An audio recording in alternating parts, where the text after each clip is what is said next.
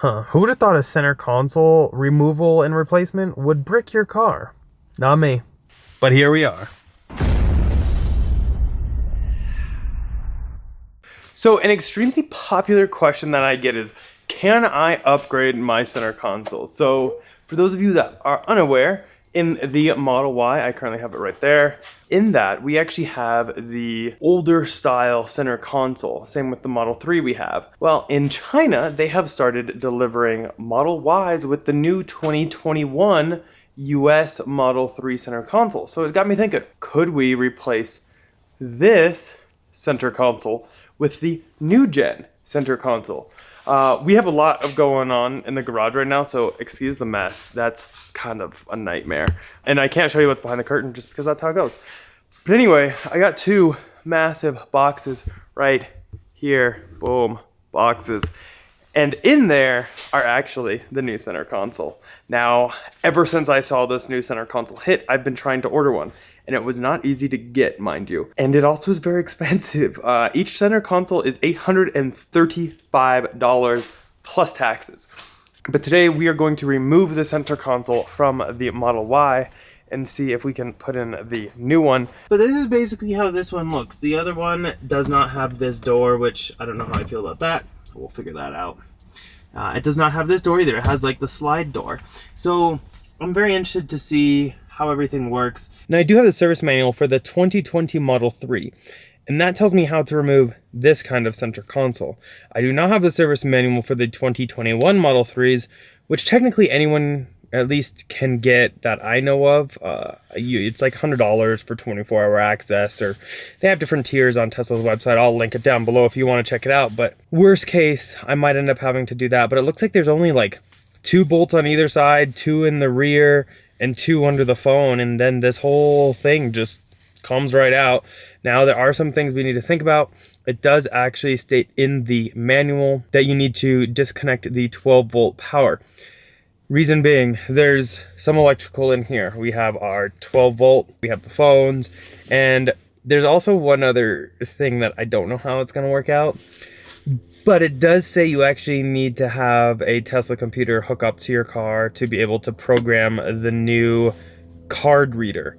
But this little device, according to the manual, needs to be paired with your car.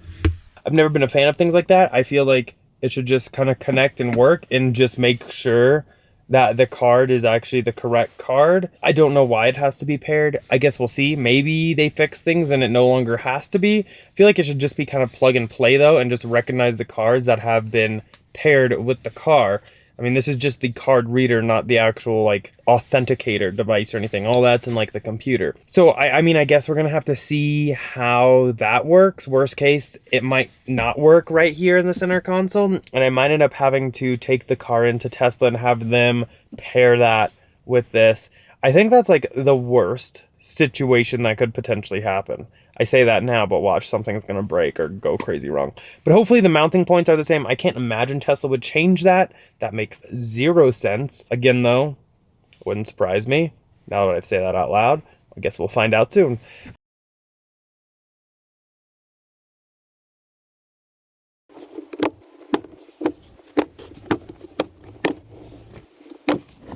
The bolts are like right under here. That's going to be tricky to get to. It actually says to put a tool here and pull straight back. Oh wow, that actually worked. Huh. Wow, good job, Tesla.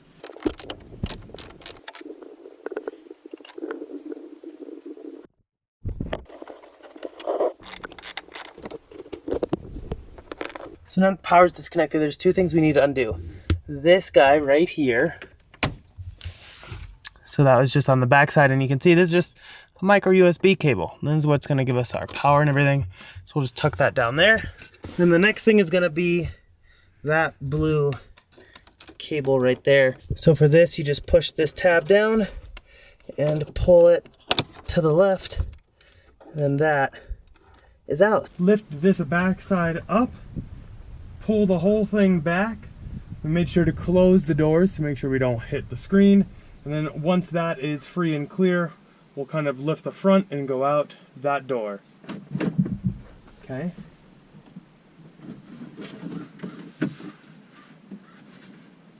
Come up a little bit if you can.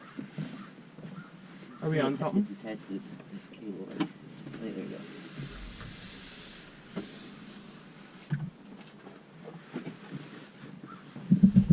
I give you the no center console Model Y. This is kind of nice, actually. You can put in bench seats like in the Cybertruck. Oh my god, that's brilliant.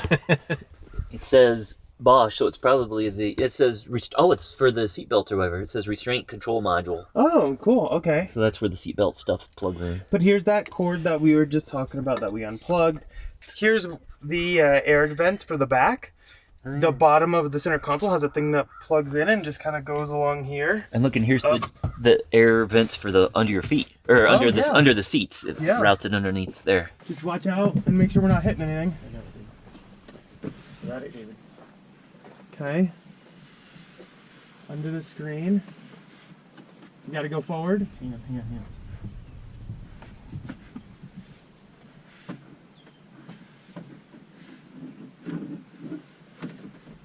Are you in? That's what she said.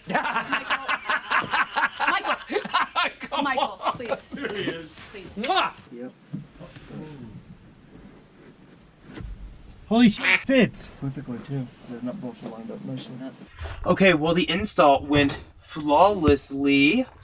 And you can see here, our bolts are basically aligned. We just have to move this just a little bit more, but you can see we got a little bit of room to play up here.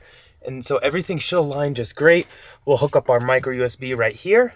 And that will make sure that our wireless charging pad and everything gets power. This carpet, we test fit it when it was outside and it looked like all this was the same. So fingers crossed everything else fits. But man, that went in so easy. So we have to put our foot on the brake and everything should be waking back up. Should be. Uh-oh. Did we like brick the car by unplugging the security thing? It's rebooting. I got kind of scared. It's like, what if that was like a security feature that if you undid like the card reader right here, it would just like brick your car. Yikes. So that seems to have worked just fine. Let's see if it recognizes, it's still booting up. But let's see if it recognizes a card. I guess my phone's right here, so maybe we won't know. Okay, well, change of events here. Yeah, I think we made a boo-boo.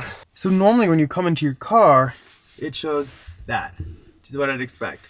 But normally when I put my foot on the brake, it would do something. It's not doing anything. And anytime I try to remotely start the car, do anything, nothing is working. I can't vent the windows, I can't do anything. I did a double scroll wheel reset, didn't work. I went ahead and did a power off and then back on, didn't work. So I think it might be that blue cable. Maybe we messed up the security and maybe that's why the user manual says you have to pair it. It is now 6 p.m. Anywho, I went ahead, took out the new center console, put the old one back in, car worked. We moved it, great, love it. I went ahead and filled out a service request, an appointment on Wednesday for them to come out to my house. Said my car is not working, da-da-da-da. Told them I got a new center console and I just need it paired. They said, great, we'll see you Wednesday. I'll see if any of the techs need to do anything. I got a message from one of the other techs. Mind you, this is all just through the appointment I made on Wednesday through the app. And he said, just make sure your connections are good on the new center console. I'm going to push an update your way. Hopefully that fixes it. So I went ahead and put the new center console back in, did the update, made sure the connections are 100%, and now it's completely done. After the update, I got notification on my phone. All the key cards were removed. The 2 phone as keys were removed. Car. There are no keys registered. Uh-oh. Drive not authorized. Phone key and key fob unavailable. Try key card.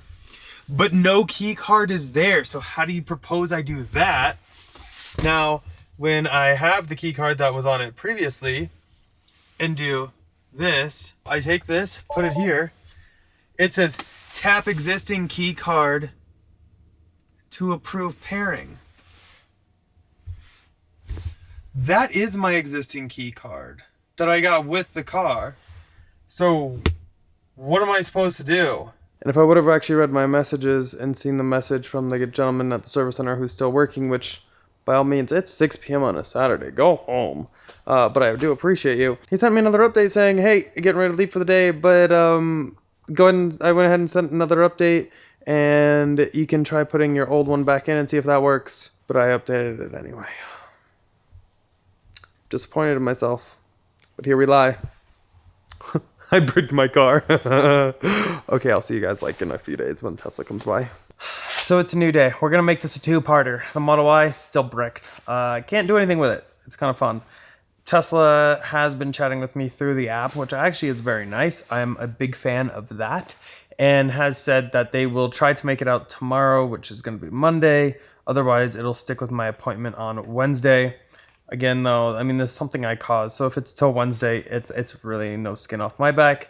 It would just be nice to be able to drive the car. So until then, we are going to go pick up the Model S, which is at a friend's house along with the Model 3 because we're getting some work done to that part of the garage. Secret. And I'll be driving that until she's fixed. I did have some time to think about it though, and I guess this really goes to tell me that the module in the center console has enough security on it, and that's probably what stores all the key cards and everything like that.